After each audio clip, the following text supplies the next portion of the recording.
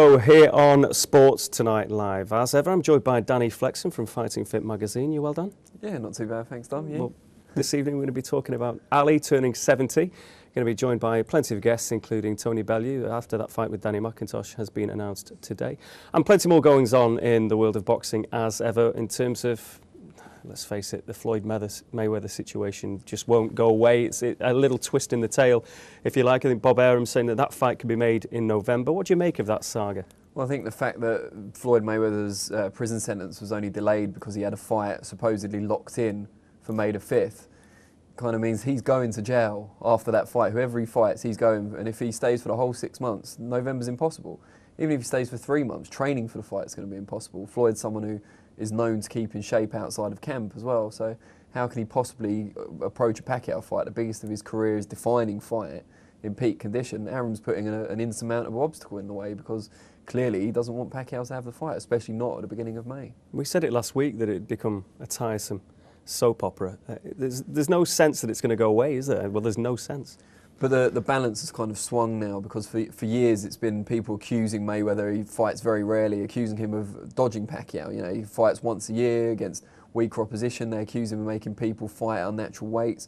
But in more recent years, Pacquiao's been the one making fighters boil down to face him. Pacquiao now seems to be the one not personally avoiding the fight, but it's certainly his team that appear to be. Mayweather's got May 5th. There doesn't seem to be a great reason why Pacquiao can't do that date. They talk about the cut from the Marquez fight. Surely that's had enough time to heal by May the 5th. From what we can tell, Pacquiao himself wants the fight, so it seems to be Bob Arum and Top Rank standing in the way. No, there's a busy weekend of action, and we've got a great one to look forward to as well in Liverpool. But the Williams-McPhilbin fight, now that was a bit of a story. I mean, it was going one way, and it just shows you how, of course we know, the fight game can turn with one punch in the 12th round, which was pretty much the situation, wasn't it? Well, it was real rocky stuff. I mean, it might be a cliche, but I think McPhilbin's manager said the same thing on Twitter immediately after the fight.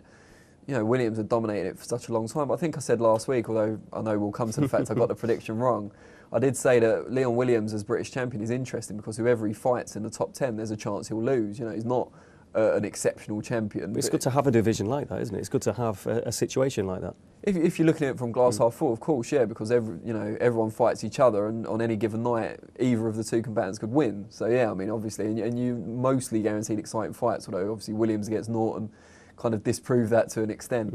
But yeah, I mean, it's great for McPhilbin. He's such a humble guy, a nice guy, and now he gets to be British champion. There'll be fighters out there, great fighters, renowned, who never won the British title. So it's a great thing to have on your ledger. Sexton, a decent return for him, although again it was ended with the cut. But he just about got the nod, and Big Larry, an unfortunate night for him again. To be fair, I think they both won from that fight. I think Sexton, came out of it 16 stitches, but he tried to fight through it until the referee stopped it, and you can understand why. But he got the win. He's now back. He'll be out for a while now. Obviously, though, while the cut heals and the stitches heal. But Larry looked a lot better than his last fight, which isn't hard when you got chinned in a round in your last fight, obviously. But technically, he looked like he'd improved a lot under Dave Pereira, his new trainer. I think he'll take heart from it because Sexton is a top 5, maybe even top 3 British heavyweight, and Larry coming off that, devastating loss to McDermott, actually looked good in that fight for periods, and he was still in the fight when it got stopped. So, I think he can take something from it, grasp the positives, and go on and fight someone maybe not as good as Sexton and look to win. From heavy, let's drop down to light heavy, because it's been announced that Tony "Bomber" Bellew is going to fight Danny McIntosh, a Dave Caldwell promotion, that one. And I think we have Bomber on the line now. Good evening, Tony. Good evening. Now, the news then, talk us through it, how it all came about with the McIntosh fight with Dave Caldwell, with all the developments. It was put out to purse bids, and Dave Caldwell came through. He was the most eager to put it on, and by the looks of his bid, he's the one who believes in the fight the most. So, he went out there on a limb and put the purse bid on, and, it was fantastic to see. So, I'm really happy about it. And, it's a good move. And just remind us when we can look forward to this, when it's all happening, and when the training will start in earnest. I think it's looking at the end of March, but I'm not too sure on the day. That's up to Dave Caldwell. He's the promoter. As I say, he's coming on leaps and bounds now, and he's made a big statement by winning this purse. But it's great news, and I'll just wait and see now when he's going to put it on and how we're going to look at doing it. Tony, let me ask you, obviously, for Danny McIntosh, he gets to fight the guy who's taken cleverly the distance in a war. you know, some felt was unlucky not to get at least a draw in that fight. So for him, there's quite a lot to gain from the fight in that you're now a notable scalp. What do you think you can gain from this fight? Because you were looking at the world scene before this was announced. I was, yeah, but you know, Danny's a former European champion. He's a mouthpiece. And he is what he is, you know. He's talking an absolute great fight already, but you know, the truth of it and the matter of the fact is he's a quitter. He quits. When the going gets tough, he looks for a back door, and I'll happily give him that back door. Whether he goes out on a stretcher or whether he goes out flat on his face, that's up to him, you know. It just depends. All in all, when he loses bottle like he always does when he steps up a level. He's done it with Cleverly, he's done it with Guznek. As I say, he's always looking for a way out, and I'll happily give him it, but it'll just be on the end of my fist. Do you think this can be a stepping stone for you in the sense, in the same way it can be for him? Can this lead you to where you want to go? Yeah, I really do. You know, as I say, everyone's going off my last fight, and I still haven't shown the best of me, to be totally honest. But, you know, it is what it is, and I'll just go about doing what I do best, and that's boxing, and sticking to game plans and listening to my corner and sticking to tactics. As for scalps, Danny McIntosh is going to come out a loser like he has done on a couple of nights already. You know, I'm better than him in every department. I'm stronger than him. I'm faster than him. Far better stamina than him. It is what it is, you know. And according to the European rankings, this can push me up there to make me manage the challenger with him being a former European champion. So that's the road I'm looking to go down, and, you know, we'll see come fight night. Obviously, world class is where you consider yourself to be, Tony. But if you look at some, you know, domestic tear-ups have been really something that we've all been talking about for a while. I suppose it started with Mitchell Murray last year, and there seems to be, obviously, with Enzo knocking around the scene as well, Mr. Macklin. Is that something that people have mentioned to you? People wanting you to get involved with these domestic tear-ups? It's a name, you know, that's been spoken about, and, you know, it's an exciting fight. But like I say, everything comes down to the money in boxing, and everything comes down. If it makes business sense, then it makes. If it makes financial sense, it makes business sense, and then I'll do it. But, you know, I'm looking on improving and getting to myself where I believe I should be and where I want to be. You know, and that's above Danny McIntosh's level, and that's above domestic level. I'm only fighting Danny McIntosh because I've been forced into it. I mean, he's not an ideal opponent for anyone. I mean, he's absolutely dreadful if you look at his style, his technique. He's just absolutely poor on all accounts. You know, he's got a good right hook. He's got a busy. You know, he's dangerous with that hook. But take that away from him, and he's just poor on every level. You know, the guy couldn't even get out of his area in the ABAs. That's how poor he really is, to be honest. Now, Tony, I want to ask you something that's not directly related to you, but is related to your home city. You've got two big bills in Liverpool this weekend. One on Friday, one on Saturday, in the same venue, both at the Olympia. Something like 25 fights in total. It shows a great strength and depth, obviously, of the Liverpool boxing scene, especially as neither you nor Paul Smith are on either bill. But do you feel a little bit for the fans in the fact that if they haven't got a lot of money, they're now going to have to choose between two bills? Would it be better if promoters could avoid clashing in this way? It would in an ideal world, but, you know, to be honest, we don't live in an ideal world, mate. And, you know, Liverpool boxing, I've always said that it's a great fighting city. We've got, you know, a rich history. It's traditional down here. You know, boxing is loved in this city. You know, this city goes far bigger than me and Paul Smith, to be totally honest. There's far bigger. There's big personalities in Liverpool, and there's big names in Liverpool besides me and Paul Smith. David Price, for me, is the future of the heavyweight division on the world scene, never mind domestically. You've got great fighters who are more talented, in my view, than myself and Joe Selkirk. Stephen Smith's a class act. Tom Stoker, amateurs, I could name them all day, but as I say, you know, I really do believe that we have the future in world boxing at the heavyweight division in David Price. I really do believe that. So, you know, it's looking good.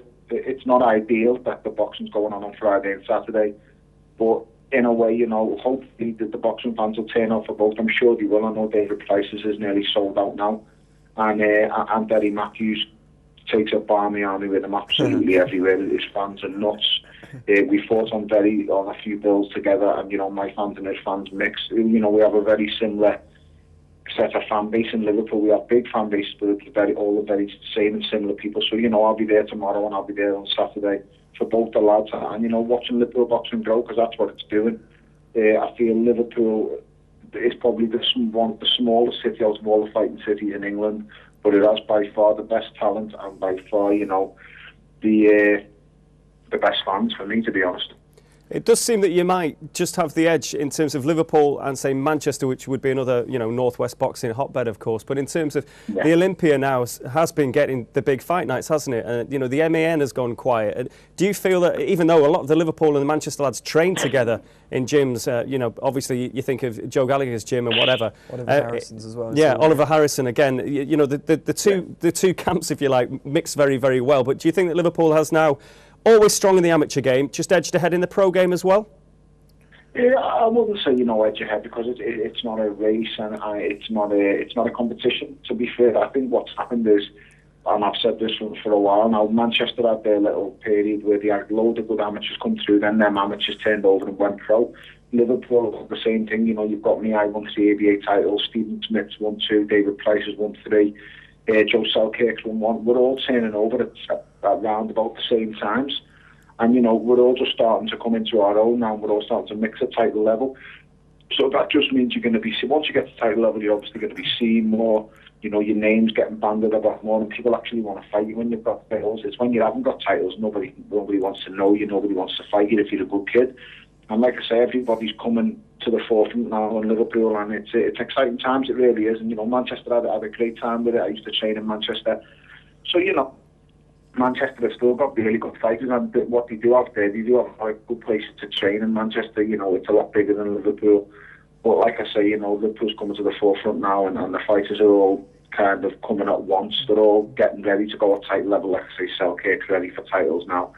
The 2 Smith brothers are at title level. Liam Smith's not far behind. David Price, Joe Selkirk, Paul Edwards, myself, we're all at title levels. It's exciting times, and it's good for boxing, to be honest.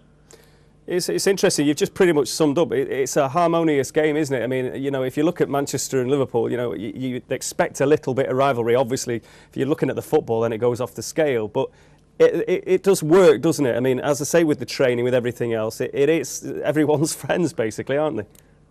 Oh, listen, it's great. I love Manchester as a place. It's really good.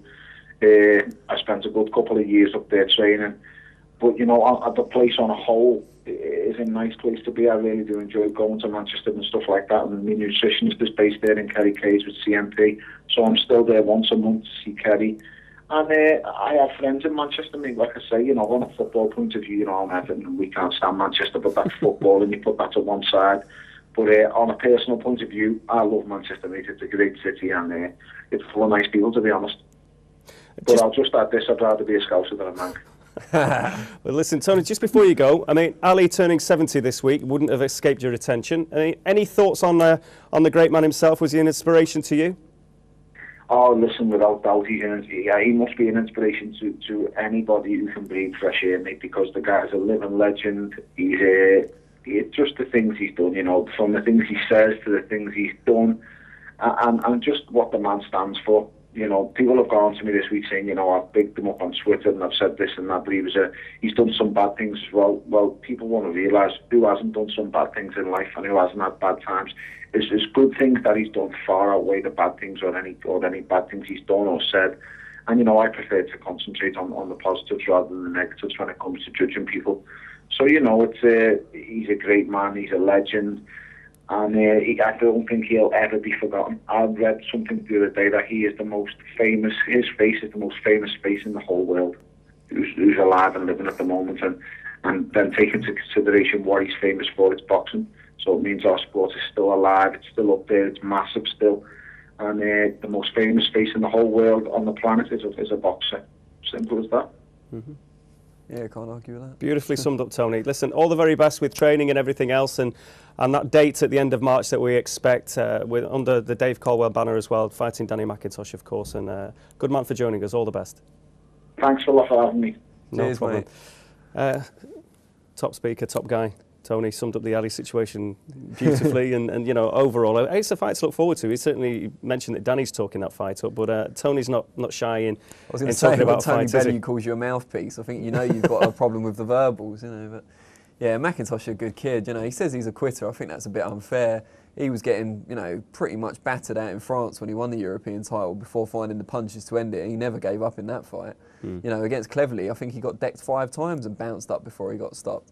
So to call him a quitter, I think, is a bit unfair, but you're going to get trash talk like that in advance. I'm sure Danny said a lot of stuff about Tony that's unfounded as well. Well, listen, it makes it all the more interesting, doesn't it? I mean, I think it's one of those that probably not a great deal to read into that. It's just bums on seats at the end of the day. Well, anyway, more on that chat, and we're going to be joined by one of Manchester's finest. Talking about Manchester and Liverpool, and certainly Anthony Crolla would fit into the bill of top lightweight. We're going to be joined by him next, and plenty more right here on Sports Tonight Live. Welcome back to the Fight Show here on Sports Tonight Live, joined by Danny, of course. Danny in the studio with me, and we're going to be talking a bit more Ali later. Jeff Powell was lucky enough to be at that birthday party celebration in Kentucky, the only British journalist to do so, to get the invite. So it'd be interesting to hear all about that one. Of course, we're going to be talking about that night in Liverpool that you've alluded to, or the two nights. You're not happy with that situation, really, are you? Not particularly, no. I mean, I think like I said, it shows great strength in depth for the Liverpool boxing scene, as Tony Bellew pointed out also, and that can't be a bad thing, you know, that they've got enough top prospects to fill 25 fights over 2 shows on the same weekend is great for the standard of boxing. But I just feel a bit for the fans, you know, it's not long after Christmas. It's age of austerity, apparently. Everyone's tightening their belts, and they're being asked to fork out not for 1 boxing show a month, but 2, and not just a month, on the same weekend. It just seems unfair. Tony said himself, you know, there's a lot of crossover with the fan bases. They're similar types of people. Maybe they are the same people who follow Derry Matthews and who follow David Price.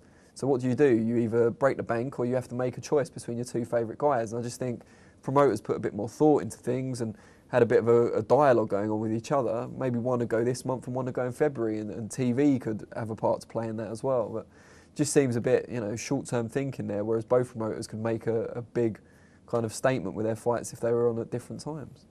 Well, going from one lightweight, Derry Matthews, to another, and I can see the face of Anthony Crolla desperately fiddling around with his Skype. Arguably the best nickname in boxing, $1 Million. How are you, Ant? I'm good, Don. Thanks. You okay? Yeah, you've managed to work out the technology there. You're holding it right in front of yourself there. It's all working well? Yep. I'm not just boxing, my strong part. I'm good with all this as well. Well, I'm sure. We're just talking about Derry Matthews. I'm sure you'll be interested to watch him over the weekend. You've got very much your own ambitions, though, and making a bit of press in terms of your next fight up. I know you're very disappointed about the Ricky Burns situation, not getting a shot at that. Just fill us in, really, where you are at the minute. At the minute, I'm just I've got a meeting next week with my promoter, and we'll find out then when my next fight hopefully is going to be.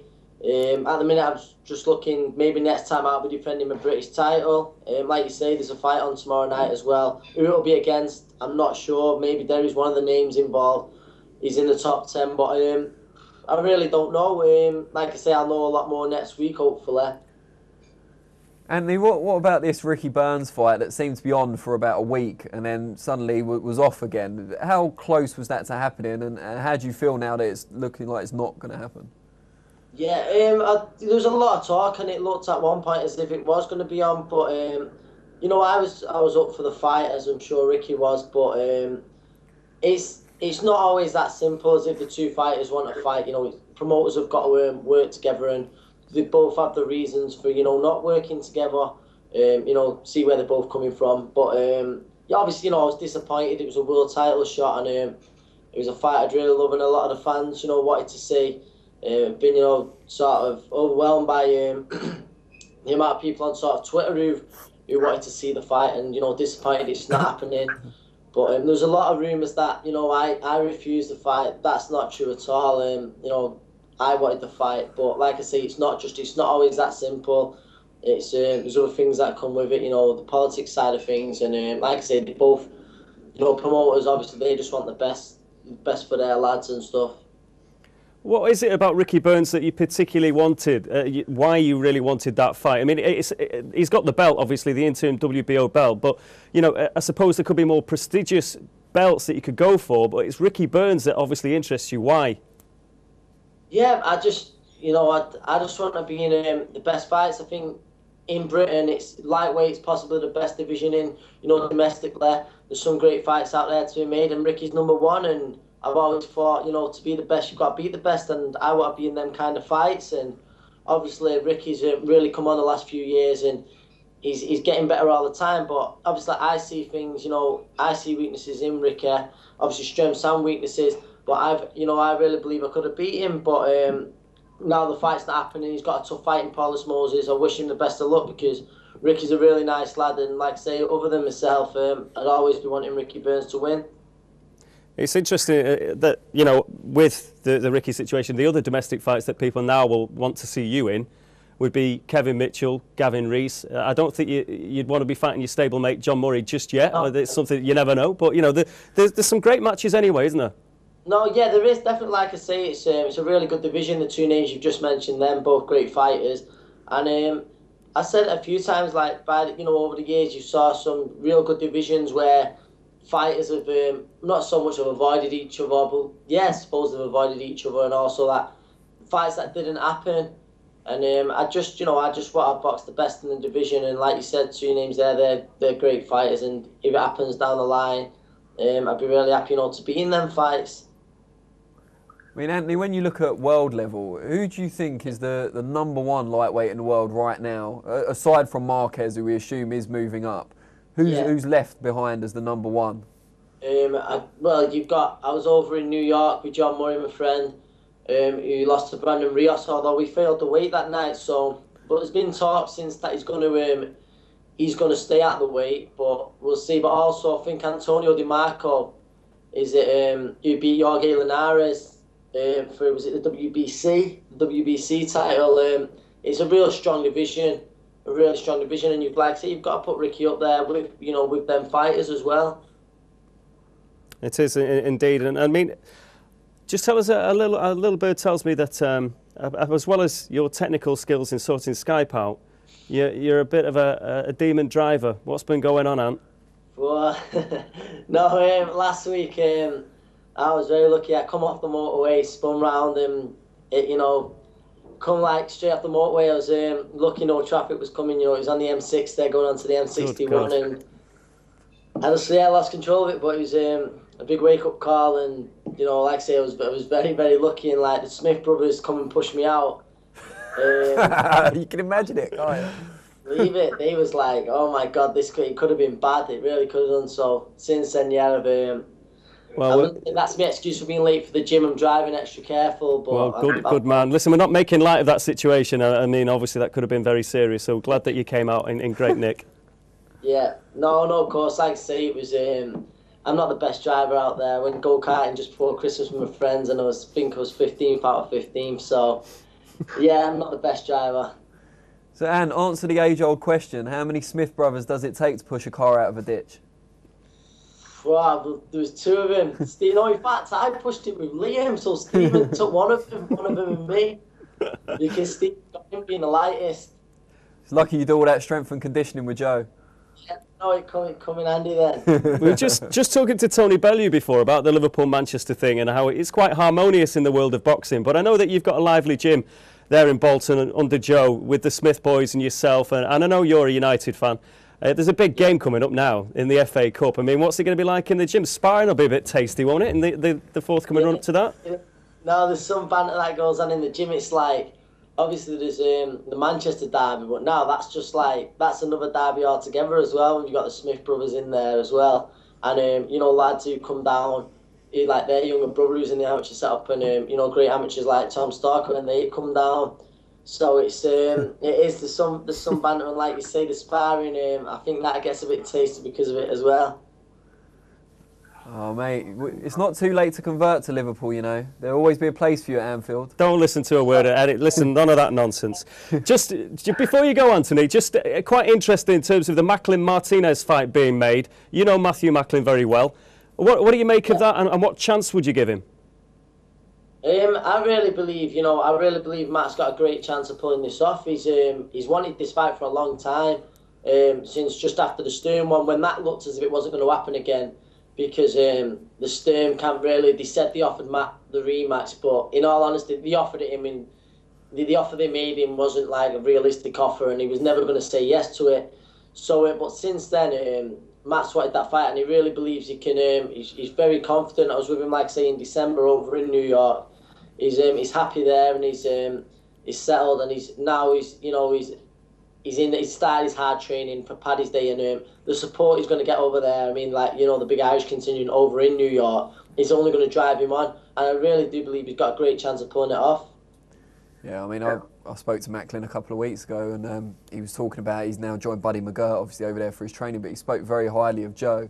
He said what Joe did, he gave him gears. He said a lot of the work you guys do, especially on the track, has given him the gears so he can push on in a fight, step back and then push on again, attacking phases. Yeah, I believe that's, you know, very similar to me. When I went to Joe, I didn't, like, he always said you had a great engine, but I had no gears, you know, to go with it, and that's something that Joe did. And like say, Matt speaks very well of Joe. I think if the fight was over here, he would have stayed. Joe, it was nothing like, I don't think it was out to do with the training. Well, it wasn't.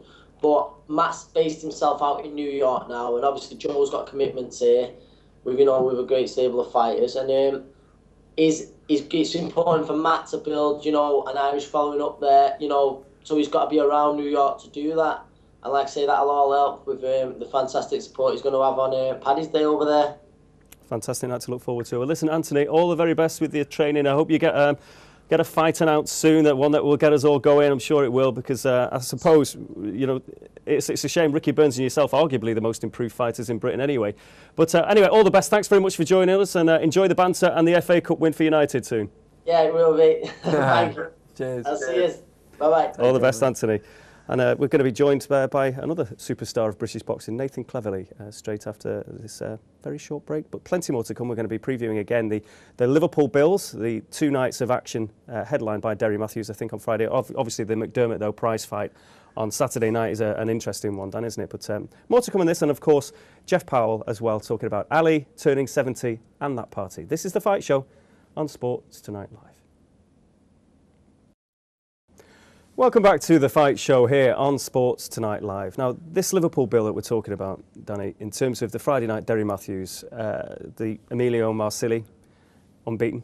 How would you see that one going? Derry's obviously had, I think, one particularly bad year when he lost 3 in a row, but he's tried to resurrect his career, and so far so good, bar that awful cut in the Gavin Rees fight. But you look at that one? There's several reasons why I think Derry Matthews should be all right in this fight. One of them being that the Churchies who promote Marsili very rarely let their fighters travel outside Italy for a big fight.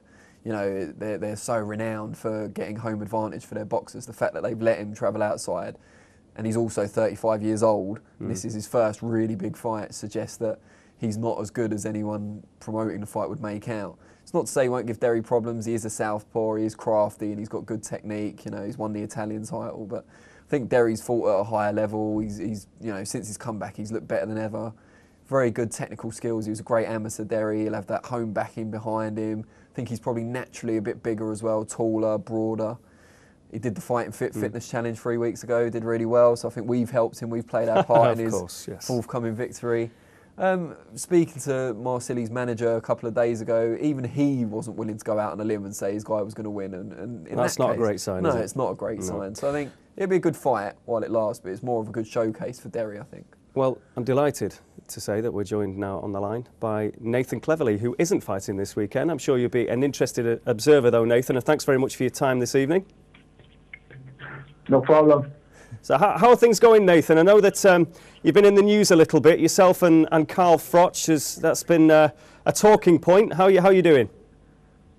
Yeah, it's going very well. Training's going well for the up-and-coming fight, 25th of Feb, the homecoming event. So I'm fully focused on that at the moment, and no slip-ups for that.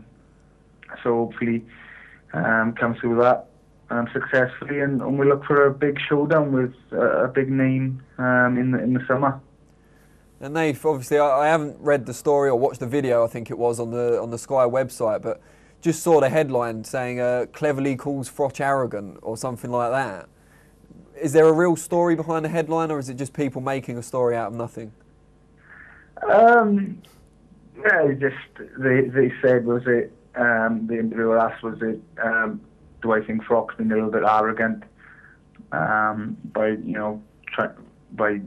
not mentioning me as the next fight, really. I just went along with it. I just think that it'd be a great fight for everyone, really, for the UK public, for myself, for Carl. And, it'd be a world title on the line. It's a chance for him to become a two-weight world champion. I just said, if it was going to be that an easy fight, why not take the fight? So, it's kind of whatever, really. I think him and his promoter said that they are happy to stay at super middleweight, but that's purely their decision. And if not, we'll find a unification fight somewhere in the light heavyweight division. It certainly would seem to be, financially viable, a fight of that nature, wouldn't it? I mean, that would be part of the thinking behind it, presumably. Yeah, of course. It'd make great business sense, really. I think it'd be a great sell because obviously two great fighters, and we're two proud fighters as well. We kind of, our fighting style, it makes for a great fight, I think. So, there's no reason why it couldn't happen, really. Nathan, obviously you've got Carpentry coming up, and we talked about this, me and you, a couple of weeks ago, about the need not to underestimate him despite a few people maybe writing him off in advance of the fight. When you get a challenger like that, someone who's unheralded, he's not a Shumanov, or he's not, even going further, a Pascal or a Hopkins, how do you stay focused? How do you ensure that you don't take him lightly? In all honesty, my preparation is going much better for this fight than for the last fight against Bellew. I'm more switched on this fight mentally and physically. Even though his Carpentry was kind of unknown, really. But I'm just making sure that it's fights like this where sometimes you've got to be extra careful because the guys, they got nothing to lose, and we've seen it so many times in boxing. The champion becoming unstuck because they've become complacent. So I just don't want to slip into that mode, really. I want to remain world champion and keep the dream alive for a big showdown in the summer with one of the elite fighters. How much pressure are you feeling at the moment? You're the only bona fide world champion on these shores now. It was an interesting, if unsuccessful, year for a lot of lads last year. They all went and had a go, particularly across the pond. But, you are the man now. Do you like that situation, or would you rather that there were a few more, or secretly do you think, yeah, I'm the only one, this is pretty good? Yeah, I'm quite enjoying the responsibility in a way. It's kind of a nice pressure to have, really. So I'm looking forward to hopefully delivering the goods now. Unfortunately for the other fighters who was involved in some great fights, it was no disgrace for the ones who lost their world titles. They was up against elite fighters around the world on away turf. So I definitely don't think there's a crisis in British boxing. I think it's on a high. I think we'll have a lot bouncing back this year. And obviously, it's just a bonus on my part that I'm still world champion, and I aim to continue to do so for many years to come. Nathan, about 10 minutes ago, we had your old friend Tony Bellew on the phone, and he's obviously got a fight lined up with Danny McIntosh, another guy you know pretty well, having beaten both of them. So the obvious question, as you've cracked the code in both fights, who do you think is going to win that one, and why? I'd strongly favour Bellew in that fight. I think he's fitter, he's more, his technique's better, and mentally I think he's a bit more intact than McIntosh. Although I think if Danny was lucky enough to catch Bellew with a big looping right hand, then I think Bellew does go over. But I think all round ability, I think Tony Bellew wins that. Well, thank you very much indeed. And listen, thanks very much for making the call, Nathan. It's very good of you. And hopefully next time you're in the smoke, you'll pop in and see us in the studio. Okay, mate, no worries. All the best. Britain's only world champion, Nathan Cleverly. And it's interesting, he says that he expects some of the lads to bounce back. And out of the guys that went, travelled, took on the title fights and failed, who's the most likely, do you feel, to bounce back, to maybe claim one this year? Well, are we including Amir Khan in that? Well, yeah. Well, yeah, then him. Yeah, I suppose so. I mean, it was a very close fight. He came up on the short end against Peterson, but I think in a rematch, you'd still probably just about favour him. the age he's at and the gym he's at, he's still got a lot of improvement to come, I think. You know, Peterson's a bit older, he's probably found his level now, which is a very high level. But Khan could develop even further than he has and become something really special. So that has been one of the developing stories as well, hasn't it, in the last couple of weeks? And that situation was farcical at times, it would seem. But it looks now that it's probably settled down now, do you feel? And he will get that rematch, and he's got a great opportunity then. He'll get another title shot. Whether he gets a rematch with Peterson's not certain, I wouldn't say. It depends if Peterson gets a better offer. I think the money on the table for a Khan rematch is pretty big. The only thing that could top it for Peterson that's on the table would be Manny Pacquiao, which is looking less likely as time goes on. So it'll be one of the two, and if Khan's lucky enough to get him back in the ring, hopefully he won't make the same mistakes he made last time. You know, engaging him too much on the inside, fighting Peterson's fight. Should stay a bit more disciplined, which is something Pacquiao had trouble with in his last fight against Marquez. So I think Freddie Roach has got his work cut out with both of those guys, kind of reining them in a little bit. Well, that's an interesting fight that should be made anyway. If it does is another matter. A guy that knows all about making fights is Eddie Hearn, who's on the line now. Good evening to you, Eddie. Thanks for joining us. Good evening. Good evening, no problem. Now, just firstly, Eddie, I mean, there's always so much we can talk to you about in terms of, you know, what's going on with Matchroom and everything else. But we're just talking to Nathan Cleverly, and an interesting little potential spat developing with Carl Froch. What did you make of that? You know, claims that Carl's arrogant, doesn't want to fight Nathan. Well, it's a very one-sided spat. You know, listen, Nathan Cleverly's got to do everything he can at the moment to try and raise his profile. You know, he's no longer on Sky Sports, and you know, I can understand why he wants to call out the big-name fighters. I know Carl isn't a world championship anymore, but listen, with massive respect for Nathan Cleverly, I think he's a great fighter, but Carl Froch is not moving up to light heavyweight. He's absolutely golden at 168. He walks around at probably 169, 170. He's on the weight 3 or 4 weeks before the fight. There's absolutely no reason for him to move up. There's plenty of big fights at super middleweight. And, you know, I guess politically, unfortunately, it's going to be difficult to make that fight as well because we're a Sky Sports fighter.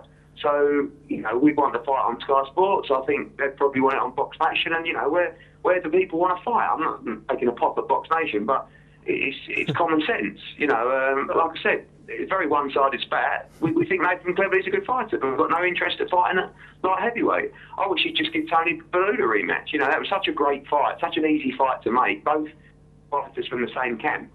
I don't really understand it, and then they want to make a fight like, you know, Tommy Carpenter, which says it all. But listen, I don't blame Nathan Cleverly for wanting the big fights, but it's definitely not, as I've said 100 times, on our radar.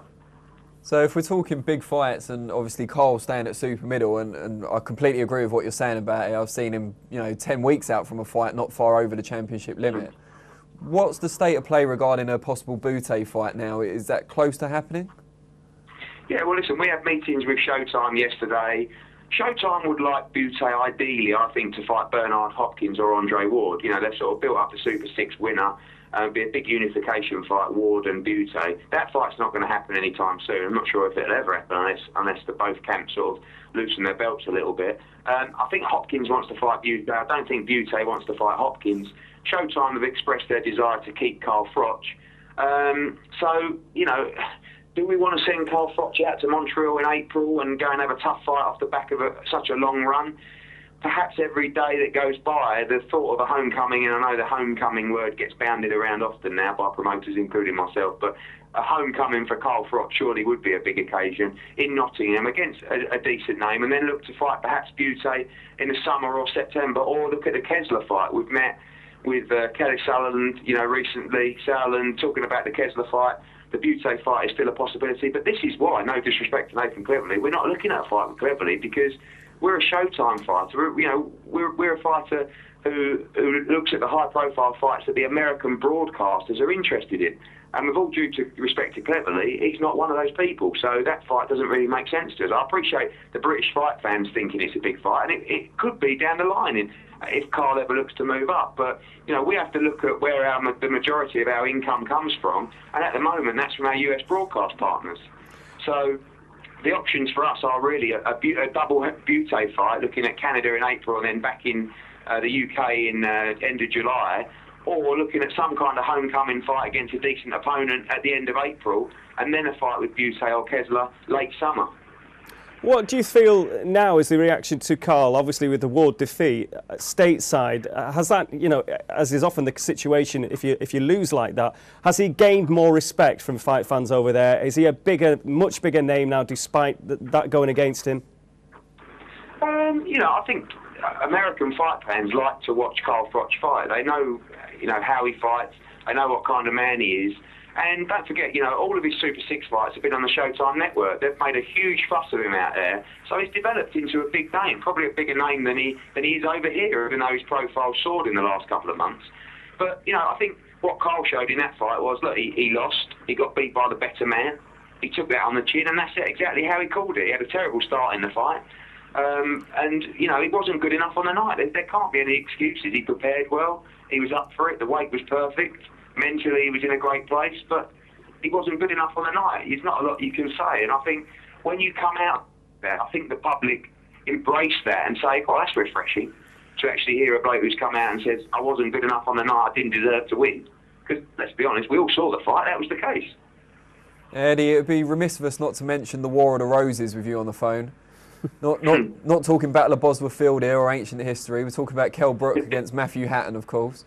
You mentioned the word refreshing just now. How refreshing was it to be able to work out a deal with the Hattons, what seemed to us from the outside, quite smoothly and quite quickly? Yeah, I mean, I didn't do the deal with Hatton Promotions. I did the direct with Ray and Matthew. So that was quite easy in that respect. You know, their last fight fell through for whatever reason. So they were looking for an opportunity. And I called Ray Hatton about 6 or 7 months ago to try and make the fight. And he felt we should let the fight grow, and I thought it was wrong at the time, but now I think he was right, because, you know, we're up to over 6,000 tickets already in the first week. So I think we're going to go for the 12,000 sellout, and it just shows how big those domestic fights are. You know, and only last night I put an email into Hatton Promotions about, and made them an offer for Martin Murray to fight Darren Barker, because I think these big domestic fights are the kind of fights that's going to grow boxing back again in the UK. And I think, you know, the ticket sales that we've seen for the Brook Hatton fight, and I think no doubt the viewing figures that it will bring will show that there is still huge demand for those shows. And our focus moving forward with Sky into 2012 is bigger nights. But we don't have to run a show every single Saturday, but when we do run a show, it's a big arena show, it's a big occasion, and we're building it up for 8, 9, 10,000 every time we do a show, because there's certainly the demand for it if the fights are right. Fascinating. Well, that's a very interesting one. We look forward to, hopefully anyway, Martin Murray, Darren Barker. Eddie, thanks very much for your time and joining us here. And hopefully pop in and see us soon into the studio if you can. That'd be great. Take care, guys. Well, next, Dan, we're going to go to Kentucky via the mind of Jeff Powell, who was invited. Not actually going to Kentucky, but we're going to get all the latest, of course, on the 70th birthday bash from a certain Muhammad Ali. And this is, of course, The Fight Show right here on Sports Tonight Live.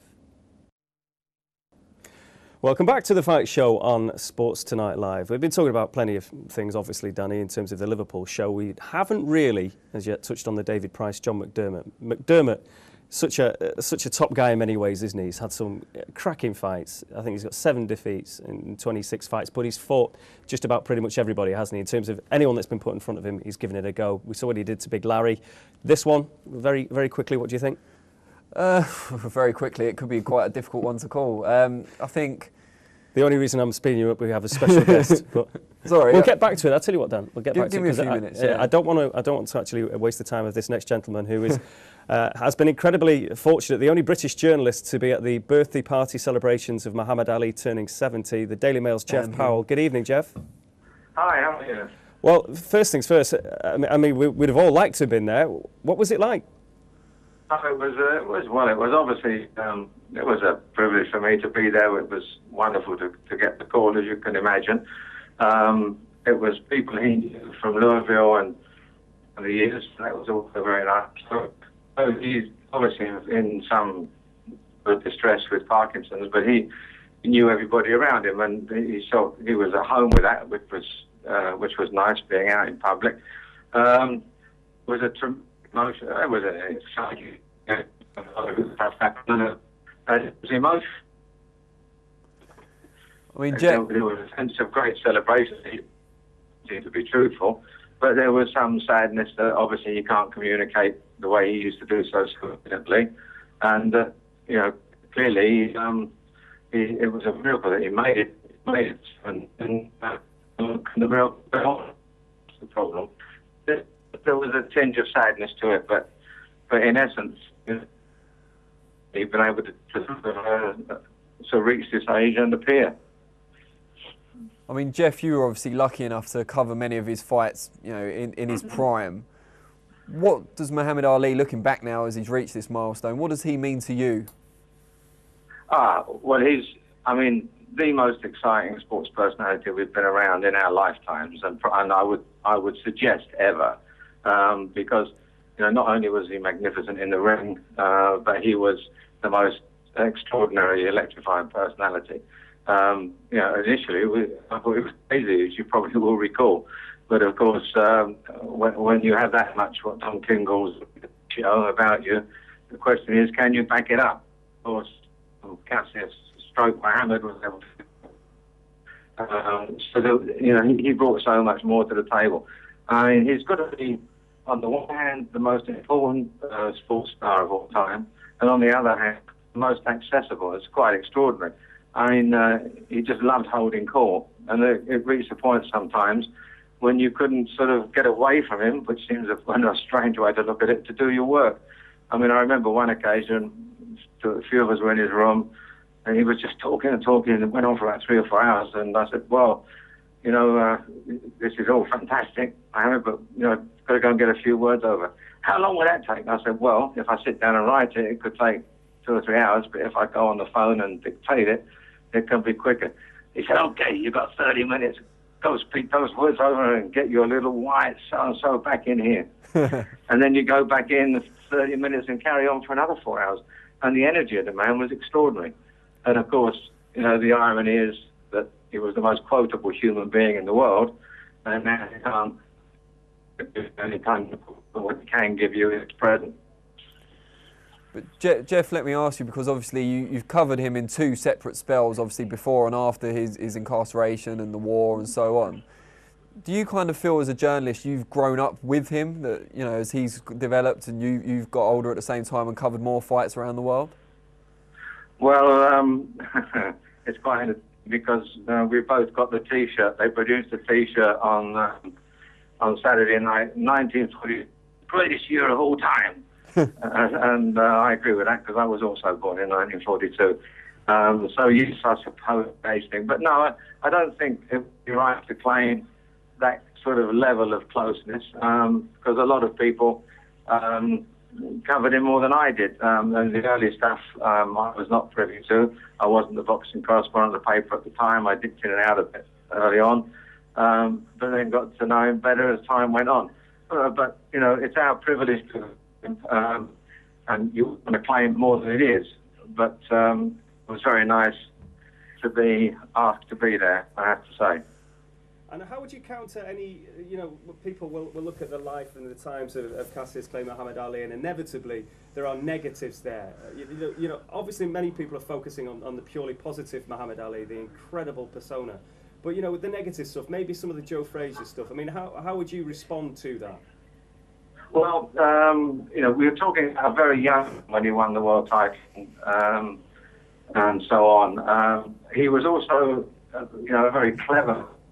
He understood the value of publicity. He understood how you sell things. And I would say Joe Frazier was a more honest, straightforward guy. And I understand completely that he didn't quite get that.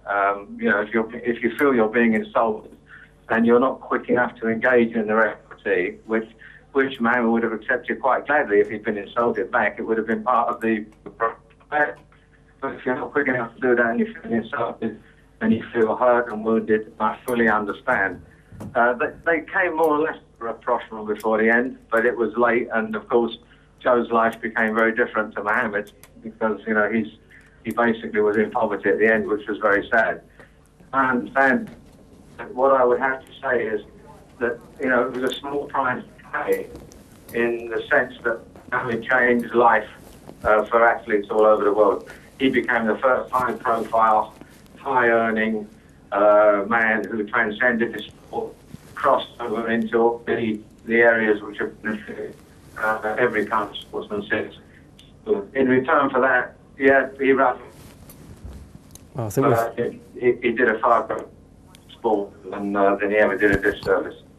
Well, Jeff, thank you very much indeed for your thoughts. Fascinating insight, of course, and we haven't been privileged enough to obviously have dealt with the great man, but does he stand head and shoulders above every other boxer because of everything, not just in the ring, outside, in your opinion? Oh, of course, yeah, he's transcended the sport. He's an icon rather than just a sportsman, and I don't think there's anyone else, any other boxer I can think of in the last, say, 50 years who can claim that. You know, Ali meant so much more than just a fighter, so much more than just a champion. So. And I think so many have tried and failed with the verbals, haven't they? In terms of, if you look back at footage now of Ali when he was in full flow, you know, the poems, everything about it, incredible and just absolutely unbelievably enigmatic. And there hasn't been anybody, many have tried, many have failed. Yeah, well, he's an impossible act to follow, and anyone who tries just looks like, you know, a shameless rip-off of a legendary original, which is, you know, sad for them, but it just shows what a great man he was. And I think now we sit here in 2011, there's stars, but there's no one of that calibre, and it makes us miss him even more. You know, someone famous once said, you don't know what you've got till it's gone, and while he's not gone, he's not in the boxing scene so much anymore, and I think we do miss him as a sport. Right, where were we before Jeff came along? We were talking Price, McDermott, weren't we? But the Flexinator predictions, it's just a beautiful graphic. What's the hashtag FlexPack all about? It's what I've called my followers on Twitter. So anyone who follows me becomes part of the FlexPack. Kel Brook is the honorary vice president. Is he now? Of the FlexPack. Who's the president? Well, me, obviously. I've given my name to it. I deserve the top role. But it's supposed to be the Flexecutioners predictions. I've got a bit of a bones pick with that. That's my official nickname. But we asked the graphics guy to change it, and he quit in protest. So you just can't get the staff, unfortunately. How did you do last week? Remind us. I think I did 1-on-1. I think Shane missed the block. McPhilbin knocked Leon Williams' block off in the last round, despite losing. So I should have been 2-0. But, you know, coulda, woulda, shoulda have been a contender. Well, you had a clean sweep not that long ago, so it's been steadily downhill since, hasn't it? I wouldn't say steadily downhill. There's been a few bumps in the road, but I'm ready to come back and set sail, smooth sailing again. Right, well, let's see what's going to happen this weekend then, because this is, right, come what and it's hit me. all about. Hit me, I'm ready. Derry Matthews, Emiliano Marsilli. I think you told us earlier what you think Derry about Matthews, stoppage in the second half. Pretty confident about that one. So watch Matthews get chinned now. Second half. Our pal Rockin' Deakins on one. Is it Friday or Saturday? He's Friday. He's fighting Tommy Chorus, isn't he? There's been a bit of banter over Twitter about this actually. Paul Edwards, the former British champion at flyweight, has been giving Deakin a bit of banter because he's friends with Chorus, and they're going back and forth about who's going to win. And I think the producer of this show, in his infinite wisdom, not looking for a pay rise. He's actually invited Robin Deakin, who was so great on here before when he made his debut, to come back on the show, but only if he wins. This is someone who hasn't won. Up here. Martin Hines, indeed, yeah. And Deakin's only won once on his debut, so we'll have to wait and see what happens. Will he win this one? I don't know much about Chorus, to be fair. I know he's not had many fights. I'm not sure if this is his debut or his second or third, but you know, Deakin's got the experience, but he needs to let his hands go, which has always been his problem. So if he lets his hands go, he's got a good chance. Now then, the David Price, John McDermott fight. Toughest one to call. I've had a bit of time to think about it. I've stalled. Jeff Powell helped me out with the interlude, but now I've got to make a prediction. I've got a funny feeling that Price might just do him early. I hate to say it because John McDermott's a lovely guy, and he showed, you know, a lot of heart in a lot of his fights. But I think if you do jump on him early and you're a bigger guy like Matt Skelton did him in a round, I think he can be hurt early, he can be caught cold. But if you let him get into a rhythm, and Price will know this, he's hard to dislodge. So I think you need to get on him early, and I've got a feeling Pricey, the form he's been showing recently in that big right hand, I think he might just get him out of there in the first couple of rounds. He would have learnt by the Fury fights, presumably anyway. David Price, just keep him, we won't put him close, will he? No, you wouldn't think so. I mean, Price knows how to use his range better than anyone, as you'd expect from someone that tall, but McDermott knows how to get inside, so that's the intriguing part of it. But I just think Price has got such firepower. Yeah, so Price early. Well, we await with interest next week, which I look forward to seeing you then because we have run out of time. Join us again next week for the Fight Show, right here on Sports Tonight Live.